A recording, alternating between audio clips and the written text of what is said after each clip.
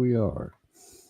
Hey, good morning, everyone. Welcome to Slow News Day Morning Edition. My name is Steve Poikonen. I'm hanging out in Central California. I'm very glad to be with you guys today. Boy, do we have a fun show. This is going to be awesome. Before we get into that, before I bring on the guest, we're going to run through the business really quick, and I tell you what the rest of the week's going to be like. I believe. The show is brought to you by Matrix Bars. That's QR code up there in the corner. You can scan that, or you can hit them up on the Twitters or Instagram at Matrix Genetics, MatrixGenetics, for all your psilocybin mushroom chocolate bar joy. Give them a shout. All of our regular donate links are up and working and are in the chat. We got a huge show tomorrow, deep dive on the Zorro Ranch, why the FBI never went there. Property owned by Jeffrey Epstein at a birthing center, all kinds of crazy shit. We'll get into that. And then John F. O'Donnell will be back with us on the program on Thursday. But let me bring in today's guest. David Weiss is well, my friend Ben Balderson, who've been living with up in Humboldt. And Dave are friends. This is probably the main reason Dave's on the show. Although I was supposed to be on the Flat Earth Roundtable on Union of the Unwanted, which took place a while back this year, which is fantastic, and I really hope you guys check that out. At any rate, the preeminent. I love scholars, the right word, but I'm going to run with that on why the Earth is not a spinning ball. David Weiss, welcome to the program, sir. It is lovely to meet you. How are you? I'm doing great. Thanks for having me, man. Yeah, no, thanks for coming on. Again, hanging out with Balderson, you hear a lot of Dave Weiss stories, so it's a pleasure, and hopefully one day we can do this in person. I've heard Dave Weiss stories. I can eat more mushrooms than you. I can. Dave, I will not take that challenge. Thank you. And how's it? You were working on working up with Ben or living there? What's the story? Yeah. So Ben's awesome. One of my favorite people. Last year, when California caught on fire again, as it always does, it doesn't stop anymore. We have fire year, not fire season. I had to evacuate. I was living in the Santa Cruz Mountains, and the fire was like a mile and a half from our house. I was on a live stream when I got the evac text, and I'm like, oh, well, I should probably go now. Yikes. So I called Ben because I had thought that he was still living in Redding. And he's like, oh, I just bought a place in Humboldt. I haven't been there yet, but you're welcome to go up. So I took my family up there. We hung out for like a week and a half, waited for the fires to go away. And then this year, when my marriage dissolved, I needed a place to get to. They offered, I accepted, and it's been lovely. Yeah, dude, that place is fun. It is. It's a lot of fun. I wanted to have you on for a number of reasons, but in particular, what sparked this whole thing was a week and a half, 2 weeks ago. There was a report out of I think one of the Indian newspapers about how they had landed the first like C-130 transport plane on Antarctica. And then they had a picture in the paper, and it was all these like almost Victorian era looking buildings in Antarctica. That they were, this is a town ready made. We're going to start bringing people to Antarctica. They were going to start and so the truth community erupted, and we're like, well, they're going to put all the FEMA camps in Antarctica. And I'm like, that sounds pretty silly, but I have significant questions about Antarctica in general. And I can't think of a better person to ask. And we can get into all kinds of wild stuff too, if you like. But I think the vast majority of at least this audience is either familiar with you or familiar with like the white to blue belt levels of all of the globe earth stuff. So hopefully this isn't going to be like an introduction thing. You don't have to do the same show that you have to do every fucking time. That's got to get old. It never gets old, but yeah, it's a lot of the same questions. So I did not see this story or these these images. Excuse me. So I'd love it if you could send them to me after the show. I'd like to see what that's all about. My personal belief, no evidence other than testimony from people that I don't know, is that I believe that there are many, many, many thousands of people living in cities in Antarctica already that are a separate world from us. And that's just in Antarctica. Now, when I say in Antarctica, what is that? Well, if Antarctica is all of the land that surrounds us, how far does it go? Is Antarctica 1,000 times bigger than our entire known world? You know, the problem I have, it's not really a problem, is the farther away you get from our sun, if our sun is in here, well, it must get really cold out here unless somehow the sun that we see also becomes the sun that they see. Okay. So, Okay. So I there's got all good.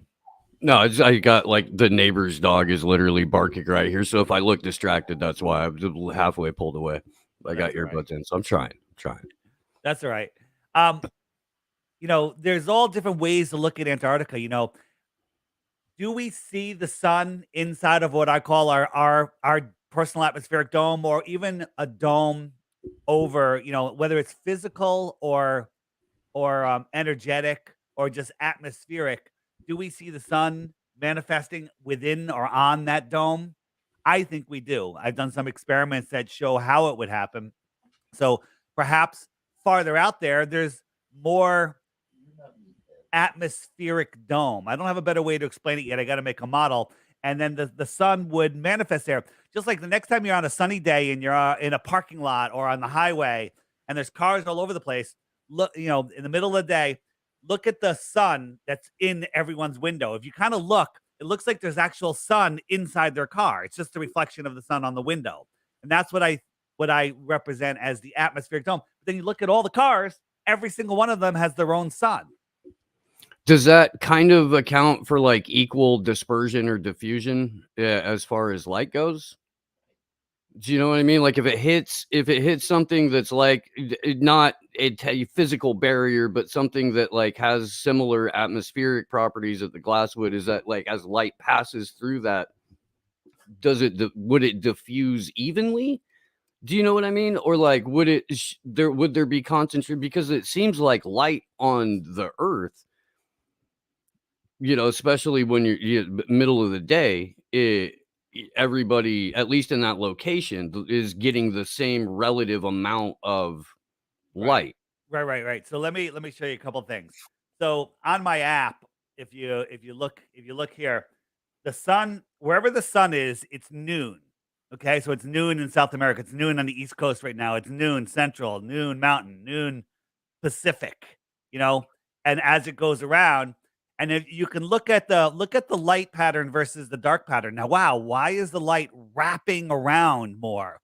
Wouldn't it be more of a circular light, like a spotlight? Well, the sun is not a spotlight, and the optics of our sky are no way to prove the Earth is flat. However, if there is some sort of atmospheric dome over us, the closer the sun gets to the outside near that dome, the light will wrap around.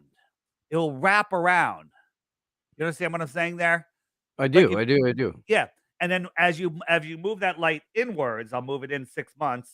Whoops, wrong button. 1, 2, 3, 4, 5, 6. So when the sun moves into the Tropic of Cancer, it's no longer near the wall, and so it doesn't wrap as much. So we now have more of a circular, an oval shape of light, and the darkness wraps around a little bit farther. That's why um in the north, when the sun is farther out, I'll bring it back out again. We have a lot more our days, the darkness wraps around more in the inner north. Again, like right now, the sun doesn't really light up the very inner parts. I'm just losing my words. Alaska, Norway, they don't, the sun barely ever rises because it never gets close enough to them. But when we bring it back in, it's so close to them that it never sets. So again, where that light wraps, I'm trying to find something here. Hold on, optics. Oh, you're fine, man. I Yeah. can I can fill time while you're looking. This is really really fucking fascinating. The so it's based more on which tropic the sun's in and distance from relative country or relative continent Right. rather than it's made a whole ass circle around a ball spinning at 66 million miles an hour at 1,000 miles an hour Right. and chasing a sun that's hurtling in an elliptical arc or curve around a galaxy. Maybe, yeah, it's I I think that people are so fascinated with space because of how little we know about it. Like that in and of itself drives the fascination and the curiosity and the reason to want to justify whatever it is you think you've discovered, but have no ability to prove, if that makes any sense. It makes a little bit of sense. Let me show you what we're seeing here. So this is a sheet, a blue sheet I have hanging, and that we're just going to call that the limit of your vision through the atmosphere. Okay, so when you're looking through the atmosphere, you can't see forever in the sky because it just becomes opaque. When it becomes opaque, that's what we call sky, right? Because if we could see forever, we'd see right into space, supposedly, right? But we the limit of our vision, it's like when you're in a long swimming pool, you can't see the other end of the pool because the limit of your vision is stopped by the water. Well, the air is just thinner water, and the limit of our vision, that's what I call our sky screen. And that's our dome. And that's a really high dome over us and kind of closer on the sides because when we're looking across, we don't see as far. And when we're looking straight up, we see farther because it's thinner, but it still does become opaque at some point. You with me? Yeah, So yeah, yeah. so this is a light I have like 10 feet behind this curtain, and two of us are looking at it and we see it in different positions, right? So over here, I asked Paige where she saw it, and she's pointing to where she sees it. And I move the Mhm. camera over right in front of her face. That's where she sees the sun. Well, I'm over here and I see the sun right there. And we're both seeing the same sun in two different places in our sky. This might also answer why the sun looks bigger on the horizon. Now, there's three top reasons why it sometimes looks bigger. One, moisture in the atmosphere magnifies things. So when you're looking across the atmosphere, the magnification might make the sun look bigger. The second one is um, it's it's not bigger, okay? But we see it bigger. Next time you see a full moon on the horizon, you go, "Wow, that's huge." Turn around backwards, bend over, and look at the moon through your legs upside down, and it'll be tiny because that short circuits the way your brain interprets things. Okay, and No, then that's true. That the is. I'm like, third yeah. reason, which I'm going to say is the first reason, is because that sky screen, when we're looking across, is much closer to us. Go out on a foggy day when the sun is out, and it'll look like if it's just the right amount of fog, it'll look like the sun is right there, like 100 feet above you, right? And Mhm. that's where you're seeing the sun manifest. Conversely, if the air is really smoky, the sun looks like it's even further away. And I know this because I've stood outdoors in wildfire country, and either the sun will disappear entirely, or it will be like just the teeniest, tiniest, because of the haze and everything, like dark red spot. And then when if you were to hold up a clear, just a regular drinking glass of water and look through it, it would absolutely magnify what was between you and the glass. So as far as moisture magnifying the size of the sun, that makes absolute sense for sure. Yeah. Right. This is a program that shows you what optics do. So each one of these, I call this our sky, our atmospheric dome. So imagine a person in the center of each one of these little viewing domes. This is the limit of their vision. Let's say the limit of their vision is right, is the circumference of the dome. So as we move the sun, this point of convergence, that's where they see the sun. Okay. So it's noon here, it's 11 a.m. here, it's noon here, it's 1 p.m. here, 2 p.m., 3 p.m. Right? It's sun is set over here on the East Coast, we'll say. And right, so wherever the sun is, that's where it's noon. So these are how we see the sun, how it manifests in our sky. Time zones, in my opinion, prove the earth is flat, not a globe. That is interesting. It is, and I've wondered a little bit about that. What I think one of the biggest things for me that like just punched me in the face about it was the emergency landings. Oh yes. And if you could get into a little bit of that, because I don't think I've even explained it or gone into it on the show here. Because I was kind of waiting until somebody who knew their shit a little bit better than me was on the show to do it. But otherwise, you just, sound as crazy as I generally look, and that's not helping anyone. It's not. Yeah. So here's a flight path from Buenos Aires to India, right? To India, and it goes all the way up here, and then all the way back down. That's crazy. Think about this. We're on a ball. The equator's right in the middle here, the belt, right? So the upper half is the north, the bottom half is the south. Any two locations in the north, origin and destination, the flight will never cross the equator. Never, right? You want to go in the north from here to here, from here to here, from here to here, from here to here. You never have to cross the equator. But in the south, the flights cross the equator all the time.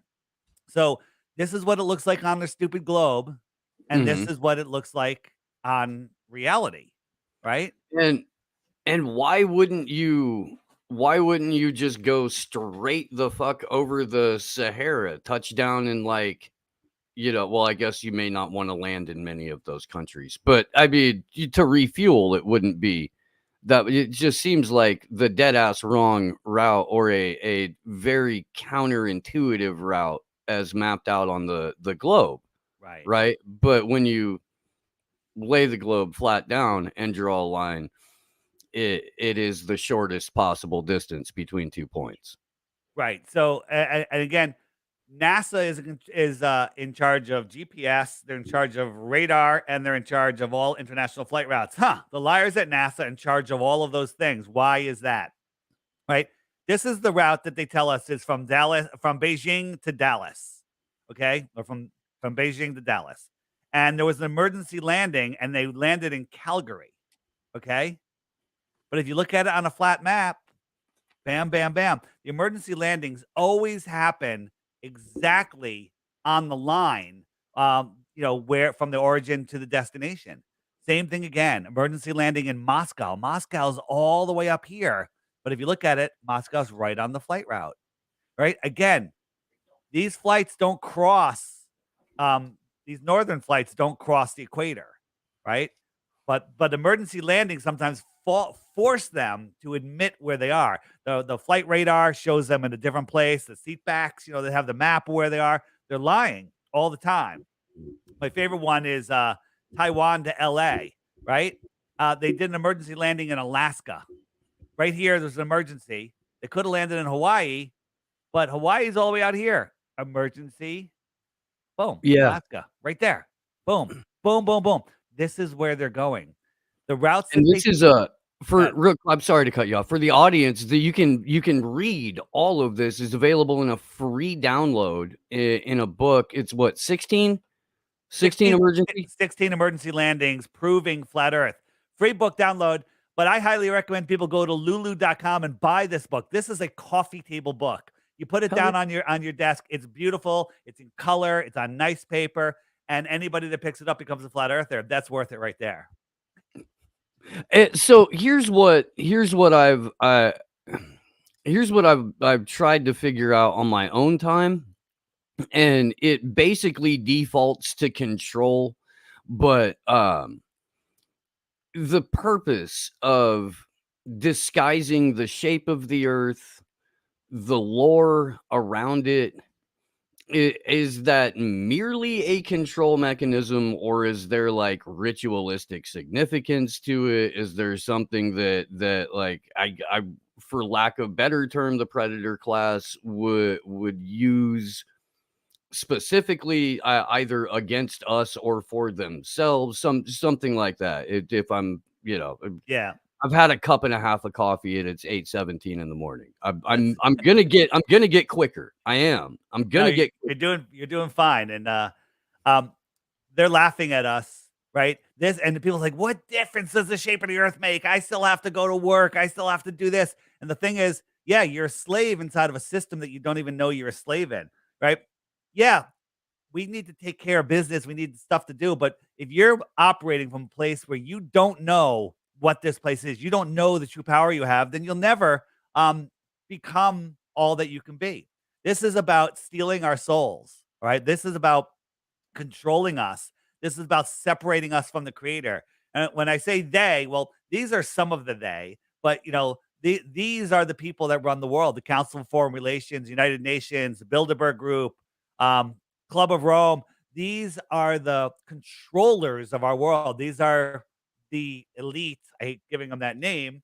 And they're hiding everything from us. They're hiding the fact that, there's free energy. They're hiding the fact that we're at the center of creation. There's more land, most likely, right? Extra territory, extraterrestrials live in the extra land in the outer space across the Earth plane. NASA says the solar system's flat. You know why they say that? Because it's the only way it works over a flat Earth. So that's how they lined everything up. Everything just beautifully goes in this nice flat disc through impossible infinite vacuum space nonsense. So I have heard that over the last maybe 15, 20 years, the I guess thing that we were all taught, that space only exists in a vacuum kind of thing, that like NASA has now walked that back, and they're like, well, it's not a perfect vacuum. Yes, And it, the atmosphere goes all the way out to the beyond the moon now, right? Which is nonsense. It's just all made up nonsense. You can't have, they presuppose a sphere Earth, then that means that there's spherical gas over the Earth, and that literally stops adjacent to a vacuum. Everybody knows this is impossible, but they tell us it's possible, and they go, "Oh, I'd rather believe your nonsense than my common sense." When people I would say rather believe quantum locking than quantum locking is very interesting. What do you know about it? I mean, I've well, watched them pull discs and lock them in space and move them around. crazy, That's some dude. good stuff. That's some good stuff. So Benji told me about it, and I was like, I don't know if I could talk it about. And he's like, dude, I nerd out on physics shit. And I'm like, okay, I'll do that. And I did. And that stuff is incredible. Yeah. What the guy does is he takes a hockey puck and he drops it in liquid nitrogen. And then he's got a specific elliptical ring of magnets. And he And just locks it into place, put it at an angle, he sends it around. It's amazing. and it's So almost perpetual motion. yeah, there's so much to this world that we don't know. But when people say, why does it matter? This is why it matters, right? We're giving billions of dollars every year for fake space, for nonsense, right? When a couple days of NASA's budget can solve this. Okay, this is insanity. What's going on? I'm going to There, look up the current NASA budget right now. it's $63 million every single day, every single day. Yeah. Okay. Yeah. Now, NASA's not spending that money. They're taking that money from us, right? Money's fake. Money's a control method. The elite don't need money. They just type numbers in a computer. They can get it whatever they want. They can just make up money because that's what they do. Money's made up, but they use it to control us. And the fact that NASA gets $63 million a day is a punch in our faces. $63 million a day for what? They didn't even Velcro or memory foam. That's a friggin' lie also. Okay. Dude, what I do love about even people who are skeptical about flat earth, for lack of a better term, because you don't think it's like flat either. I don't. We all know that it's kind of a limited hangout thing. But I mean, the people who are skeptical, and even the people that I've seen you debate, or I have seen like kind of go at you, all freely admit NASA's a bunch of crooks and liars, and you shouldn't believe, 2%, let alone 50% of what they say, let alone 100% of what they say. So it's a really convenient position to take, that NASA's full of shit on some things, but on the things that they absolutely cannot, through any metric, prove, those are the things that they're speaking gospel on. And I don't know how to unfuck the stupid out of that. I really don't.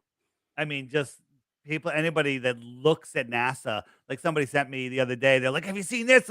The space station, it's showing the Earth. Well, it's like 4 seconds of the Earth. The Earth is bulging in and out. Its curvature keeps changing. they keep showing the same loop again and again of an astronaut floating out there flying at 17,500 miles an hour. It is nonsensical bullshit.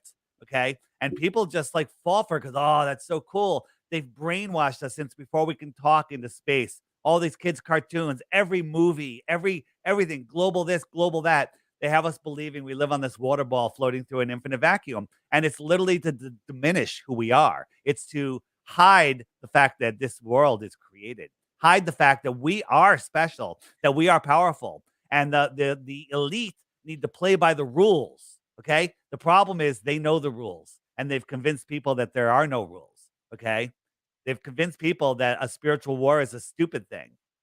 Okay. They convinced us that everything is physical when it's not. Right. So getting back to, we're talking about maps for a second.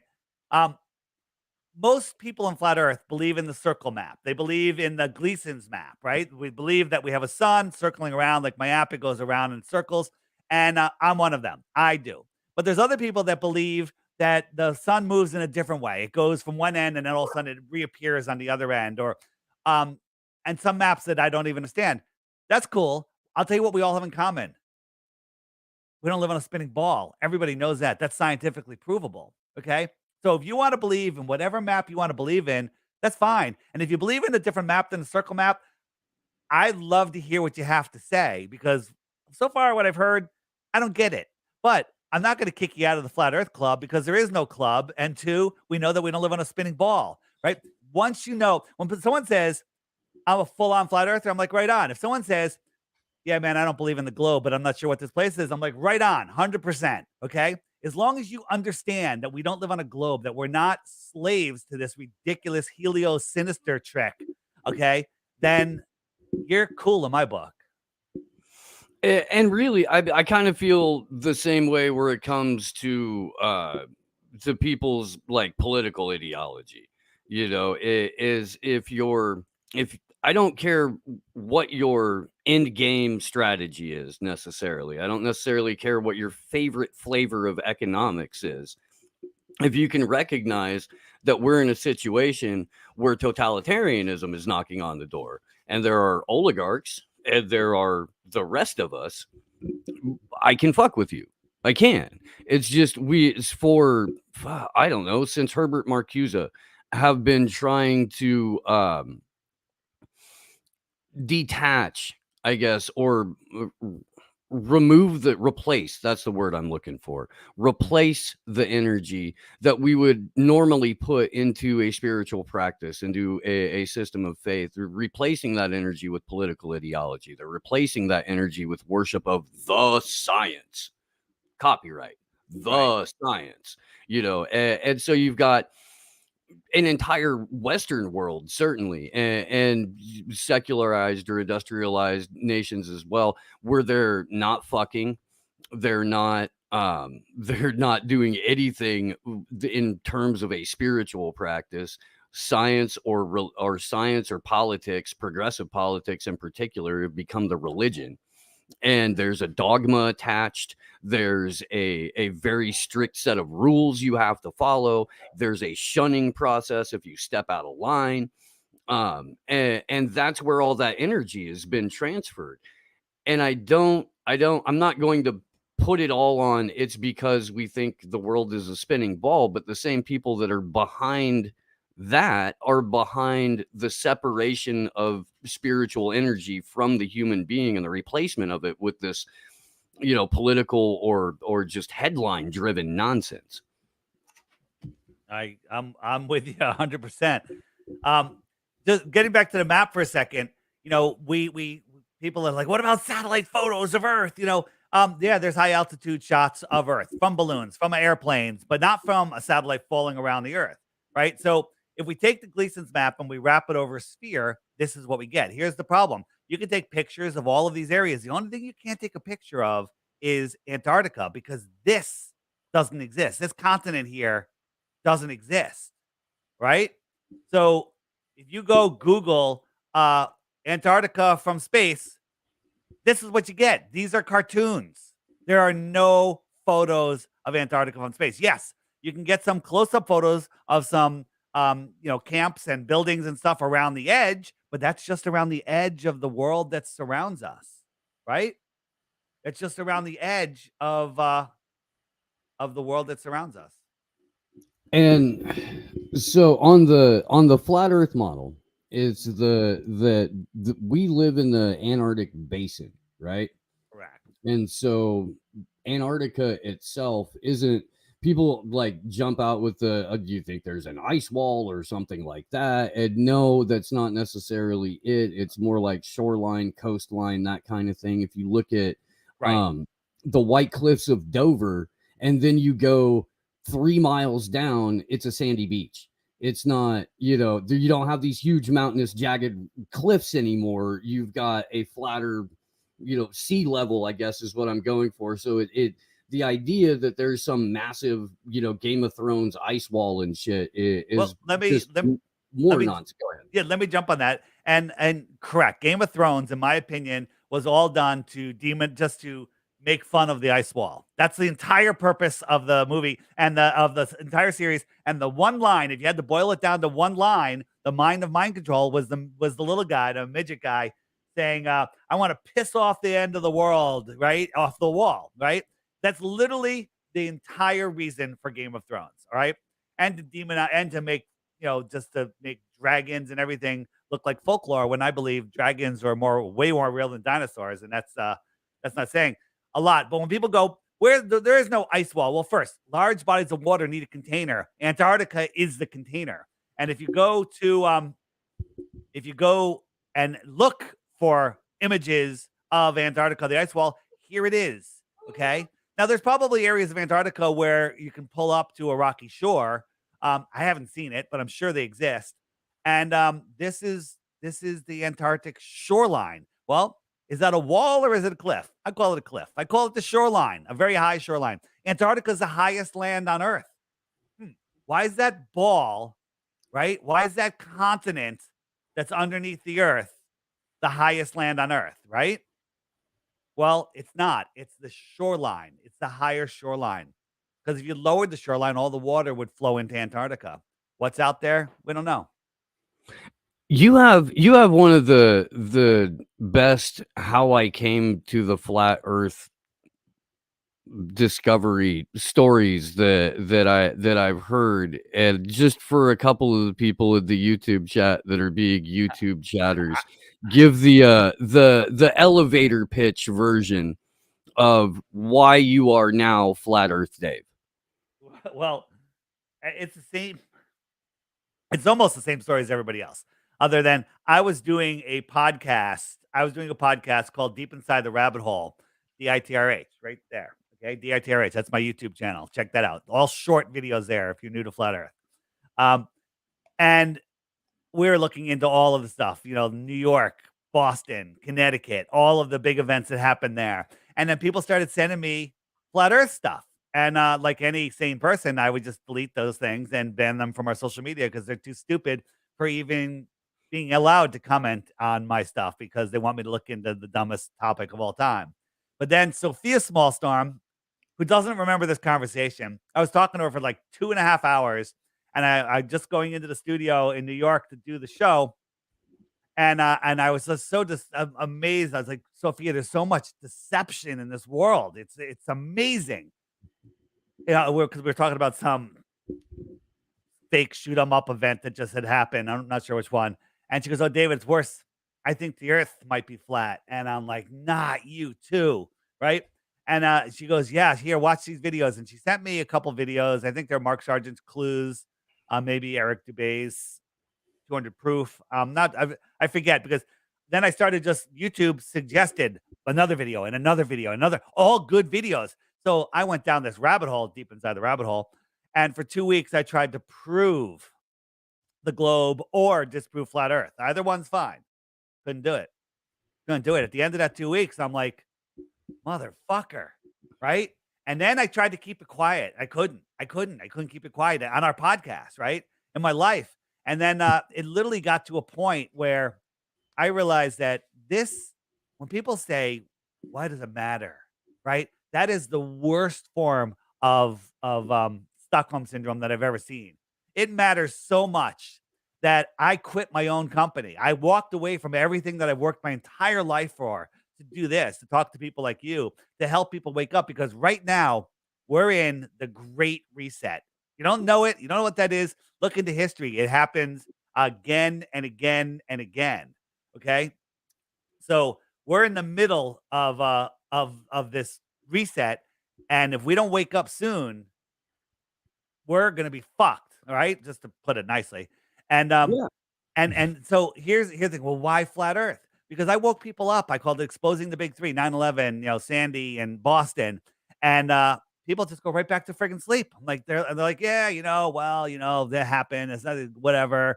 But when you wake someone up to flat Earth, it changes your life. It changes who you are. It changes your view of the world, and it affects you and every single person every single day. Like, right now, I live in here in Connecticut, and someone goes, "Oh, there's a war going on in Gaza, and it's atrocity." I'm like, "Oh man, that's awful." Then I forget about it because I'm here in Connecticut living my life, right? Right? You tell someone about 9/11 in Iraq or South Africa, they're gonna forget about it. They're gonna be like, "Ah, yeah, those fucking Americans," right?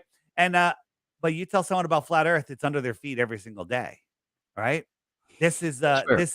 this is a topic that frees your soul. It takes you out of the soul lure system, right? This is a war for your soul. They're literally trying to steal your soul. These soulless bastards that are doing all this crazy stuff. Especially with like the new moronic variant, that is ridiculous. Okay, ridiculous. I kind of feel like that's fallen apart though. And I It, definitely want to have this conversation, but I'm going to end the show on YouTube before we get into viruses and stuff like that cuz they'll take our fucking Oh, channel. I was trying to be clear because I didn't even know where we're at. We're on YouTube, but Oh, you're fine. I'll, No, I'll that's okay. I like to do a little bit of the show on yeah, YouTube. My friend Jason Burmis has a good point. We need the cat video people. Plus gotcha. also this is the only place where Jamie Deluxe watches it while he's at work. So I love Jamie, so I try to do a little bit of the shit just for that fuzzy motherfucker because he's adorable. Um, Yeah, Jason but Burmis was on my co-host show the other day, Alex Stein, Conspiracy Castle. oh yeah, yeah, yeah. That was a great show. But Alex is great. a great dude too. Jason's a homie from way back. Go Yeah, ahead, sorry. Alex is insane, and that's why I love him. And he's funny, and he's really knowledgeable, and he knows he can pull up his facts and stuff so much better than I can. I'm impressed with what he does, and he's also a complete conspiracy asshole, but in a good way. Yes. In a good way. So real quick, sorry, just link to the Rockfins in the YouTube chat. Click that link. You don't need an account to watch on the Rockfin. Just click the link if you want to hang out in the chat. Make your free Rockfin account. If you love what we do, you can endorse the channel for $9.99 a month, and it gets you all of the paywalled content on the network. So fantastic way to support your favorite content creators and not pay individually for paywalled content. So do the damn thing. We love you on YouTube, but we have to leave you on YouTube. Right, we're not allowed to talk like adults. And No. on YouTube, I believe it's like $14 a month to have no commercials. Well, it's $10 a month. You don't get any commercials, you get everything. And it's the old YouTube on Rockfin. Just before we Yep. go, 1720, the plague, 1820, cholera, 1920, Spanish flu. Everybody was wearing face diapers. Everybody was getting this done. Okay. And everybody died. 2020. This is, if you look at population numbers, no matter how you work the numbers, none of it makes any sense. Okay. There should be trillions of people on Earth, and there's not. What's going on? Every 100 years, this happens. Do we have the opportunity to stop at this time? Is their narrative falling apart? They don't have control. We have the power. But if we believe in nonsense, then they have the power. Hell yeah. Well, yeah, YouTube, take your power back. Do that. We'll see you over on the Rockfin, guys. And yeah, don't go anywhere. We got a lot more to talk about. All right. So